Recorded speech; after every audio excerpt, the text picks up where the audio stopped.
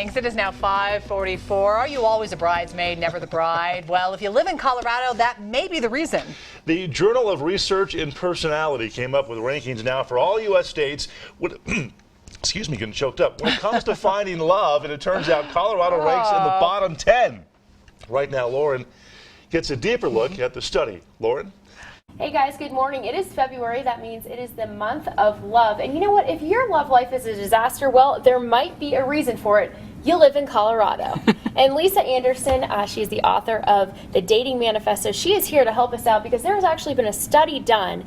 Colorado, one of the worst states for love. Yeah, kind of shocking because I've heard, conflicting reports about that in recent years, but I guess we have reached the bottom of the pile this year, but not as bad as North Dakota, so that's good news. So don't move there, apparently. Yeah. Although I argue that that's because there's just no one there, and so they can't find each other. But Colorado, they say that they basically developed this on two extremes. One, either people are afraid of commitment, or else they're becoming excessively clingy and almost codependent in relationships. And so I guess Colorado scores highly in both of those. And it could be, it's easy to blame ourselves. I think there are a lot of factors that it can come down to, including especially in the springs here with a military community. There's a lot of transients. There's a lot of people who don't have time to invest in their relationship, build into it because of a mobile community and stuff. I think also there's that independent frontier spirit, and everyone's going to pull themselves up by their bootstraps and just strike out on their own and do what they want to do and not feel or not want to feel like they need to depend on someone else. So it's kind of keeping everyone at opposite ends of the room from one another, and becomes kind of problematic. Right. You're either the hiker that wants to go hike through the woods all by yourself, or you're the person that's with the hiker that just doesn't want them to leave your side. Yeah, exactly. So is there an age group that this is focused on, or? I think not necessarily. I think there are different issues and different challenges that each age group has. I mean, definitely the 20-somethings think they have their whole life ahead of them. They're going to just, bide their time. The age of marriage has risen in the last couple generations, now being 29 and 27 for men and women, respectively. It used to be 20 and 23. So back in the day, as recently as the 60s, really. And so, you see those folks who are trying to finish school, pay off school, find themselves, backpack across Europe. They want to do it all. Then you get into your 30s and beyond, and folks are like, whoa, what happened? What did I do wrong? How did I mess up? And they're trying to make up for lost time. And so probably some of the clinginess, and at that point too, you're bringing a significantly more baggage into the relationship too, and having to really work out a lot of issues with your partner. Right. So do you think that it's wrong that people are getting married later? Or do you think it just depends on the person? I think that the biggest litmus test is, are you growing into healthy adulthood as soon as you can? I mean, I think we are protracting adolescence, at a ridiculous rate. We have 20-somethings that are still living with their parents. We have 30-somethings that are living with their parents. So what does it mean to grow up, to be healthy, to take responsibility for yourself? All of those are important markers. But truly, you do want to settle on qualities in a person that are going to go the distance. And if that takes a little more time, then that's fine. Don't rush into anything crazy, but at the same time, don't drag your heels and think that you're going to find the perfect person. Right. Definitely don't rush into anything crazy, because then it's going to be a disaster anyways. All right, so coming up, if your love life is a disaster, we are going to give you ways to make it better. Yeah, we'll do it. All right, that's coming up next. Back to you guys. Looking for love in all the wrong places. Everybody's looking for love. It is now for all of you hopeless romantics. A new study shows Colorado ranks 7th in the top worst states for love. But don't worry, we have plenty of advice for you. And Lauren now with a dating expert to help you find that special someone. Lauren? Hey guys, good morning. It is the month of love, and guess what? If your life is a disaster because of your love life, we have got you covered. We're going to tell you the things that you are doing wrong to have such a terrible love life. I'm with Lisa Anderson here. She is author of the Dating Manifesto. So Lisa, what are the reasons that people have such a hard time dating? Yeah, well, Lauren, actually there are a number of reasons. I mean, probably an endless number of reasons of why people screw up their love lives. We could spend all day, but I think there are 5 big offenders. I think there are 5 big ones that almost everyone has in some way transgressed during their life. So here they are. The first one is they are waiting for the one, or what a lot of people call the soulmate. And it's just not true. I mean, you think of like our grandparents' generation, where they got married after the war, found someone who was like of good character, a decent person, had a job, they made it work. I think there are a number of people out there in the world that you can build a life with, you can be compatible with, you can raise a family with. The next one, I think, is this idea of you just haven't grown up yet. And I mean, for 20-somethings, maybe it's just they haven't gotten a job, they don't have their feet under them yet, they don't have an understanding of how to manage money. Grow up, get your stuff together, figure it out, get help if you need. Next up, people just aren't dating. There are so many people out there that are either hanging out or hooking up. And here they want a real relationship, they want something that's gonna, move towards marriage, they're gonna want this picket fence and a family, but everything they're doing is diametrically opposed to not gonna find it on Tinder, folks. No, Tinder is not gonna help you out right here. That is basic, can I say booty call here? Go for it. That is where people go for booty calls, and so don't even waste your time. We're gonna be honest about that. So they're just not dating, they're just in these weird little hangout groups and not making it happen and not choosing to move forward intentionally and pursue someone that could be a really quality person.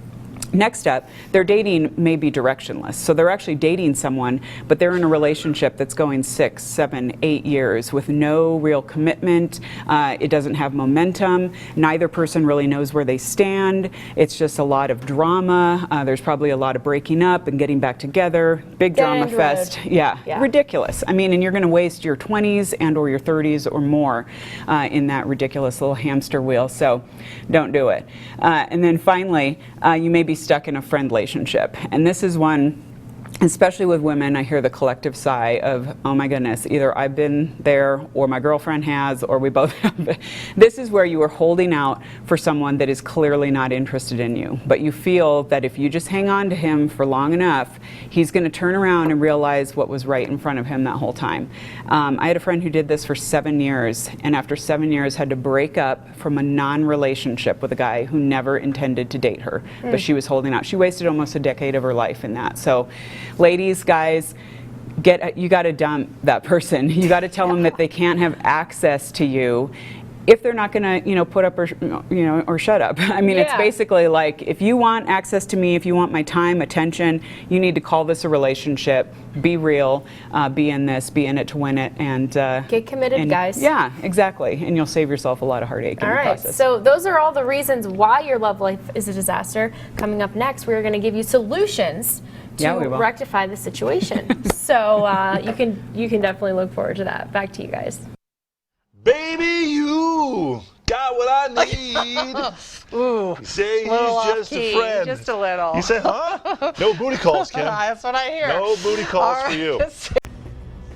Welcome back. It is 7:21. Are you always the third wheel, constantly trying to figure out why you haven't found love? Well, it may have to do with where you live. Yes, a new study shows Colorado is one of the worst states to find love, but don't fear, we have advice for you. And right now, Lauren joins us with the answers from a real-life love expert.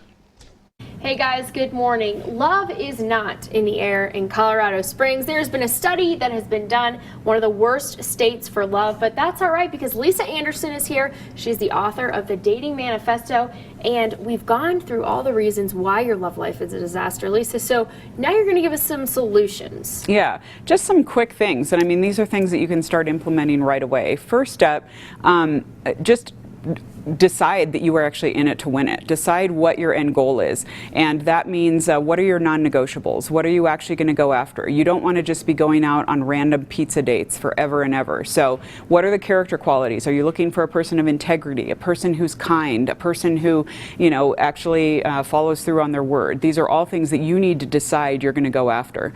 Second, you need to be willing to admit that you want to be in a relationship. There are so many people out there like cloak and dagger, like, oh, well, I want to be in a relationship, but I don't want anyone to know. Well, that's not going to get you anywhere. Okay, you need to avail yourself of the fact that there are people out there that have your good interest in mind, which is my next point. Get a team around you. I mean, who better to help you find love than the people who know and love you best? I mean, we're all out speed dating and online and doing crazy dating apps and stuff, when really our friends and family could be our best weapons in the search for love. So find people, now not people that are like, hey, you're female, he's male, you guys must be a match, but people who truly know what you're after and what you're about. So those are good points. to look for.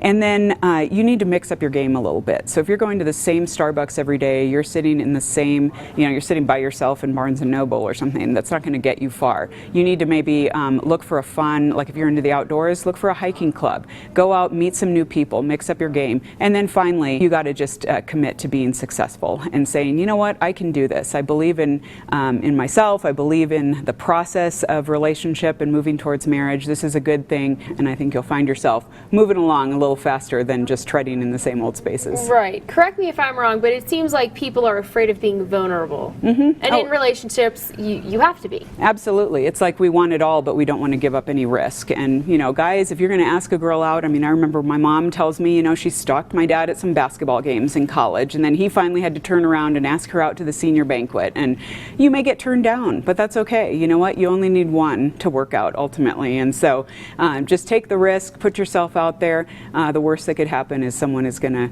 reject you, but we got to learn how to accept rejection anyway in life. Definitely. We all get rejected at one point in our lives, whether it's for a job, in a relationship, doesn't matter. Now, if somebody does find someone and they start dating, about how soon should they start thinking about these things? Yeah, I would say the things as far as like character, what you're looking for, that needs to happen ahead of time. And the shoring up, getting yourself healthy first. You need to be on the same page with this person. Do you guys see the relationship moving in the same direction? Do you have, ideally, some mentors around you who can, married people who can help you navigate? No, really, you're going to hit some bumps in the road, and this is what it's going to look like. These are definite red flags, but these are just things that you need to work out. Get some great advice from people who've walked this road ahead of you, and you'll find yourself really in a great spot to have success. Definitely. Well, you have given all these people watching that are their love life is a disaster. You've given them ways to make it a lot better. Doesn't have to be a disaster in 2017. That's folks. right. All right. New year, new you, right? Yay. We appreciate it. Thanks so much for joining us, Lisa. Guys, back to you.